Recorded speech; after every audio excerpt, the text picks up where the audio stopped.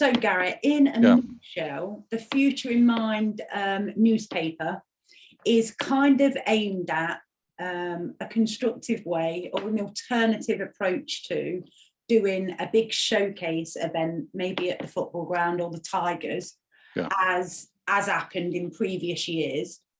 And you'll be well aware that everybody's working at the moment to sign off the transformation plan. So it's submitted on the 30th of September as planned. Yeah.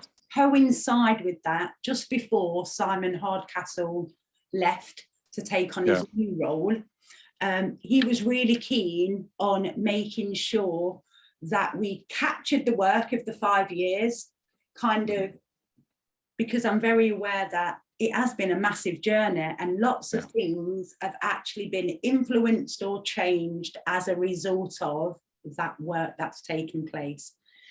So my proposal to him was to do 2 newsrooms and a 16-page newspaper that ultimately would act as an easy read to the actual plan. So we know, Gary, that there's people who love diving in 90-page reports and immersing themselves in every acronym under the sun. But myself and an awful lot of the young people's groups and organisations and communities that I've worked with historically can find those reports quite alarming, intimidating, and they won't read them. No. So we thought that this would be a real great way of encapsulating that 90-page report, extracting all of the points that are really important to those communities, groups and young people that we're passionate about, and hopefully reaching out and getting on board some of those groups and individuals who have been part of the journey. So hence why I sent the email out last week to say, look, I would really love you to be part of having a say. Each group or partner with the Children and Young People's Focus is going to be given the opportunity to contribute to the newspaper. So if that's rewording their section to be a more friendly read from the actual report and having that kind of transcribed in a creative way and put into the newspaper, or at the very least, if you have any young people that you're still in contact with, that you're regularly working with, that you feel would like to take on board actually interviewing somebody for the newspaper, then we're available to support them to do that. So today's session was just a quick introduction to what the newspaper is going to be, and actually share with organisations and individuals like yourself how your organisations and young people can get involved if they want to. So this is not of you have to get involved. This is, it's optional, and to support that, we have been paid to deliver or offer organisations and groups the chance to take up a either real world or digital world online workshop that will provide tools and tips of article writing, whether that's a little news in brief, 50-100 word article, or it's actually a feature article that will actually really go into the newspaper. So that was the project in a nutshell. We've got quite a tight deadline, as you can imagine, and I have spent most of the weekend getting my head around all the different elements of the transformation plan as it is now. So all there's more than 16 pages of content there, which we're really truthfully going to celebrate and showcase that 5-year journey. That I would just love some groups and organisations who have actually been part of that journey to actually contribute. So Gary, do you have any questions at that point? No, just so you know what I do. I'm one of the partnership business officers from the Leicestershire and Rutland Safeguarding Partnerships Business Office. As part part of my job is for the Safeguarding Children Partnership. They have a young people's advisory group. So I tie in with the Leicestershire and the Rutland youth groups. So I tie in with Adrian Clifford, Jay McCormick, who's just retired. So I've been liaising with whoever replaces her new boss, Penny Pugh. So I'll be sort of liaising with those people. And John, I've forgotten his surname, from Rutland. I'll think of it in a minute. But I've said that I feed back to John and Penny after today. Once I have a bit of a flavour, but they both wanted to come, but they couldn't make it. Yeah. So I'll feed back to them. Well, that's a good thing about recording it. One, I don't have to write down what your job title is, because that was incredible. But also, you can just share it with them, because I think, from our perspective as sort of, media workers, journalists, stuff like that, people that do online training or face-to-face training, particularly for young people in primary settings, as well as schools, colleges, and teaching at the university, it's about how to tell your story, how to own and shape that narrative. So, we've got lots of templates that have been designed for news in briefs, nibs as we call them, or feature-length articles, which may be of use to the groups that you support and your colleagues going forward anyway, when it comes to developing their websites or their blogs, if they've got them, or we can give you some advice on setting up a YouTube channel or social media, any of these things. But again, it's just one of those things that we really want the young people's voices to be heard, and the best way of doing that is not tell us what you want us to say. It's like, here's an opportunity to write an article that might be sub-edited within reason, in a newspaper that they can be proud of, that they're part of something that's bringing about some meaningful change going forward, rather than just being lost in a report on someone's shelf or in someone's box. Yeah, absolutely. I also think a real poignant element of this project as well is, yes, it is going to be able to tell people kind of where Futures in Mind came from, the journey it went on, everybody who was part of that journey, and kind of celebrate some of the highlights and things that do need to be celebrated. But also, I don't want this newspaper to shy away from the things that maybe would have been done differently. I think that's a real constructive way. And I'm also very aware from my track record of working with young people, even though they might not want to write a detailed article or, a chunky element of the newspaper, they might have an opinion about something that they were involved in. Yeah, and I that's think, more like it. Yeah, a quote, is a nugget of gold when it comes from a young person in the context of a newspaper article, and this is our chance to, own and shape our own narrative when it comes to Leicester, Leicestershire and Rutland's delivery of Future in Mind, and making sure we're telling our story. So from my point of view, Gary, anything you can do to get the voices of those very young people and those structures involved in the newspaper, if it's a follow-up chat with you and your colleagues after you've had a conversation, more than happy. If they've got an up-and-coming meeting with those young people's groups, I could have 10 minutes on the agenda, happy to do that as well. I think that's probably the way forward, so they can link in directly with you and then to their young people. Yeah. And they've probably got one or two that will come along and have a conversation with you. Brilliant. Some really smart young people that are involved in the groups. The only thing we've found with the virtual world for the last sort of 15, 18 months because of COVID, some of these young people will have got older and gone to university or not, as the case is, studied at home, but gone to university. They've gone beyond the age groups for the group they're in. And we found this with Rutland a couple of years ago. A lot of really smart young people went off to university, 2018, 19.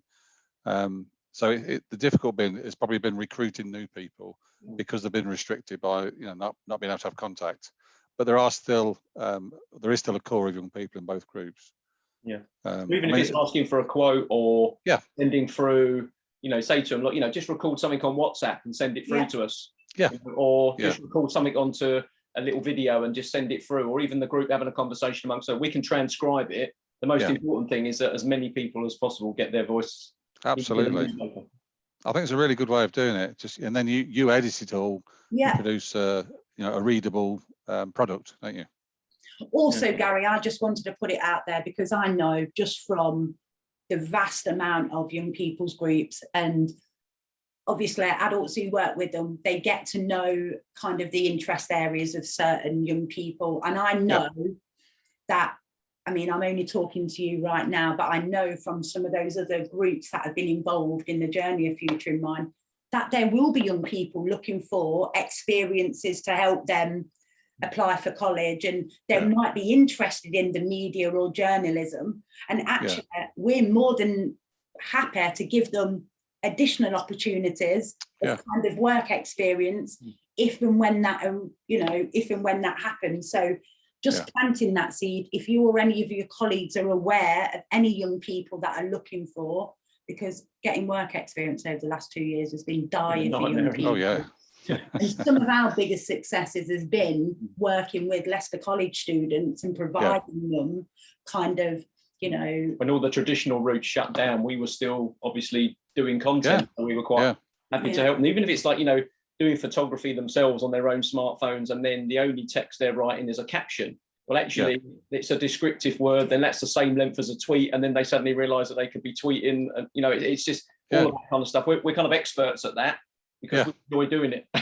Doing it now, it's your job. It's nice. It's nice to be able to do a newspaper, because really it feels real. It feels traditional for young people, something that they would never pick up themselves, but suddenly, parents and carers and other adults will pick it up because it's a newspaper and it's novel, and they'll go, oh, I wonder if there's actually any news in this compared to the newspaper I normally read. And then suddenly, that young person has explained to them what that situation is like, and what the implications are of some of those kind of services and support, and what could be done. And I think it really surprises adults when they read a young person's newspaper about a project like that young people have been involved in. Actually, they're much better explaining it than other adults are, because they want to write a 90-page report. Will it be a one-off newsletter, or are you going to be doing more? Well, this is the thing. So there's lots of, I've been doing a lot of work with Mark Farmer and Alison Taylor at the moment on actually the not the urgency, but this big focus that obviously the NHS has got at the moment on co-production and co-design, and this meaningful engagement of people with lived experiences, and how they are involved in the shaping and designing of those future services. So for this project right now, the Future in Mind newspaper, it will be a one-off that is attached to that final report as the easy read. But my conversation with Trish is gearing towards maybe having a children and young people's mental health and wellbeing newspaper that's edited and contributed to by all of those youth boards, and it could be a quarterly or a biannual newspaper that actually celebrates and takes people on the journey of what those youth boards are doing and what the picture looks like, because we know Leicester's totally different than Leicestershire, and Leicestershire is very different than Rutland. So it would give them all of that dedicated space and ownership to tell their story and take people on a journey that actually is a partnership newspaper. So that was my way of thinking. So I think that'd be quite good, because I think these things that the young people contribute, and it's over, it's a one-off thing, and then it all dies back again, doesn't it? Yeah.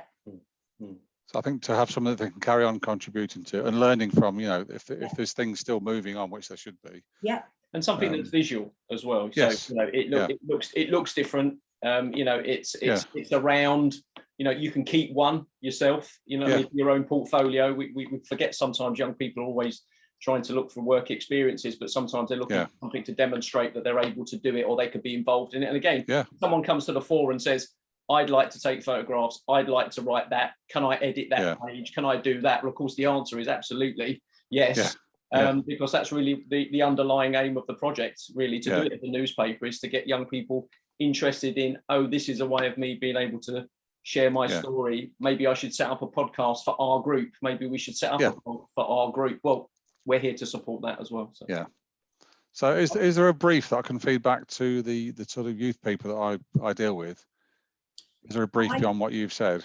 Yep. Yeah, and I've recorded this as well, so we'll send this to you. We'll post it on YouTube, and then we'll send it through to you so you can share the link with people as well. I will also send you, after this call, the original proposal that was sent for the Futures in Mind newsrooms and the newspaper, so you can understand the thought process of what they're aiming to do and how they fit into that bigger picture.